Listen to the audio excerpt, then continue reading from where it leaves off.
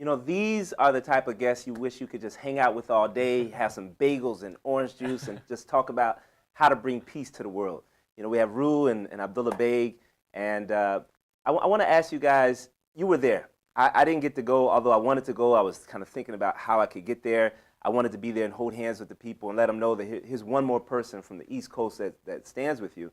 But, you know, what kind of people are involved here? I mean, is it only Native Americans down there? You know, how are people getting there? You mentioned somebody opened up their private land, and what's the police presence, and how does it feel on the ground being a protester? Why don't we start with you, Abdullah, and then come to Rue? Yeah, sure. I mean, I would say that I guess probably a majority of people there are actually non-natives, and that really displays. But they have connections. They're connected. Who has connections? The people that are there, they're either connected non-native to the movement. people Yeah, having connections. Okay. You don't necessarily have a lot of just completely non-native.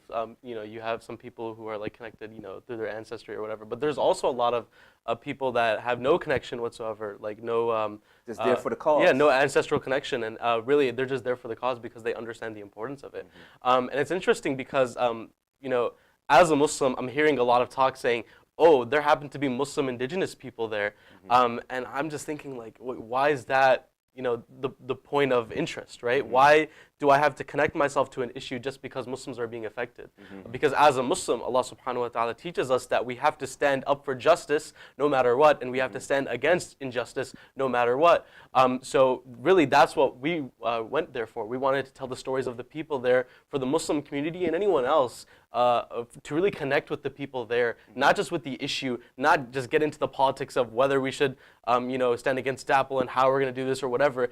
It's not a issue-centric kind of perspective. It's a very people-centric perspective, sort of like, you know, Humans of New York or whatever, to give off a different perspective, a different perception of what's going on there and the kind of people that are actually there. You know, a lot of the people there, they're IT professionals, they're massage therapists. You know, they're some of them are taxi cab drivers, right? Whatever it is, it's just different people from different walks of life, from everywhere, that are coming to support. And actually, there's this one thing called Flag Road. Flag Road is basically from the entrance of the camp that stretches from the west side to the east side. Basically, it separates from the north from the south. And Flag Road pretty much embodies that spirit of the Standing Rock camp. It's about peace and prosperity and community and unity and standing together in solidarity. And all along Flag Road, like every 5 feet, you have another flag, you know, from a different nation, from a different tribe, from a different people. And you know, it's all about prayer and, you know, togetherness, and that's what that camp So really it's kind embodies. of empowering to see that as you're driving down. Yeah. What about you, Rue? I mean, you were on the, you know, you're in it. I mean, more than anybody here in this studio. So, tell me about the people. Yeah, so I went during Thanksgiving week, one, because it was the only week that I had off of work to go, but also, you know, Thanksgiving has a lot of negative history for Native American communities. We don't necessarily see it as the best holiday in the world. Right. So I went down there. I was the second person from my tribe to visit these camps. And one thing that people don't understand is there's actually several camps. So I was at Ocheti Shakowi. LaDonna Brave Bull Allard, who gave up some of her private land for the Sacred Stone Camp, that's one of the other camps. So I was at Ocheti Shakowi, and you were also at Ocheti Shakowi. You say that and make it sound so nice and beautiful. Well, because there's a bunch of people at home like, Ocheti Shakowi. Yeah. No, one of the women in charge made me say it over and over again until I said it correctly. So I'm trying to do her proud.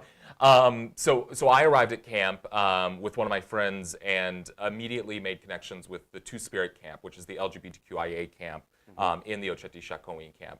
And the thing that really amazed me by it was that not just that they're accepted or tolerated, which is how we often talk about LGBT issues in the broader U.S., but they are there at the front lines. They are asked to go to the front lines and lead prayers at actions. They are considered an integral part of what is happening at the camps and with the water protector actions. And so for me, that was just, you know, as a queer person, that was really uplifting to see how fully integrated they are. And like you're saying, there's lots of non-Indigenous people there too. And during Thanksgiving weekend, there was this huge influx of people. Thousands of people came into camp. That was, I think that was the largest that it was the entire time that it's existed. And and I have some mixed feelings about it because obviously we love support of people from lots of different communities. Right. But one thing that kind of broke my heart is that you know, I see all these people who do want to stand up for water and the cause and stand with Standing Rock. But also I think about all the kids on my reservation who in no way can afford to go out to this camp. And this is a movement that's been led by youth. And so it is their fight. It's something that they should be there for, but they don't have the resources to do it. So anyone who's going there, I encourage you to maybe find an indigenous youth who's trying to go there and support them instead, because I think that's a really good way of using resources. Did you hear that? So I'm gonna come back to this. I have it in my head how this is gonna work out, but he just jumped to something hugely important, which is like for Muslims, if there's any Muslims watching, you can connect that to like Hajj. You know, you go to Hajj. But then, you know, some people go every year, and that's okay. But there's another outlook that says if you can afford to give somebody else a chance to go, and he's telling you, hey, here's some people that really need to be there. They need to be there. They're dying to go there. They can't afford it. If you can go, maybe think about connecting to the Native community and seeing, is there anybody that I can sponsor from your community to go? I just wanted to highlight that. Yeah, thank you. So before I come back to Abdullah, because I want to talk to you about what can we as the Muslim community do? Right. You're a leader, you're an activist, but you have a project, and I want you to tell us about the project, the website, what you're doing. Yeah. I don't want you to lead the show without people knowing what you personally have going on. Sure.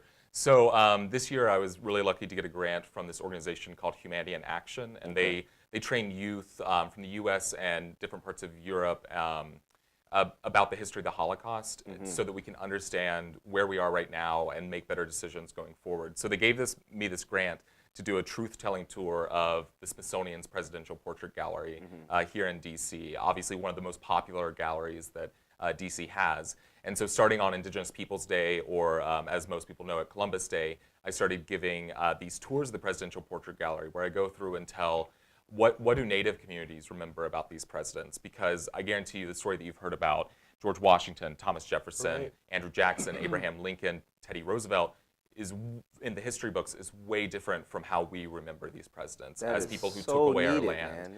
Yeah. So I was supposed to do it until Election Day. Because of what happened on Election Day, I realized that people still don't have a lot of context for presidential history, so I decided to keep doing it until Inauguration Day.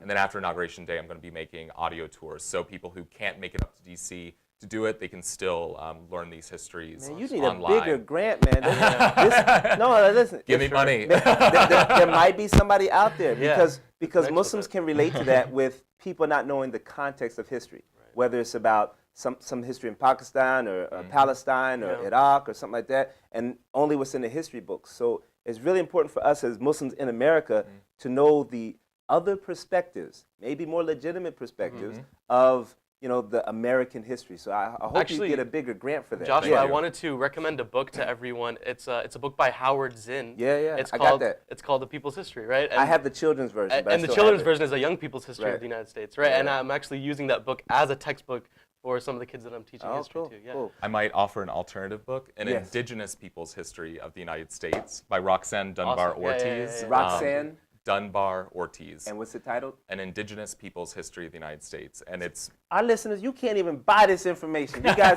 that's why you tune into Deen TV and listen.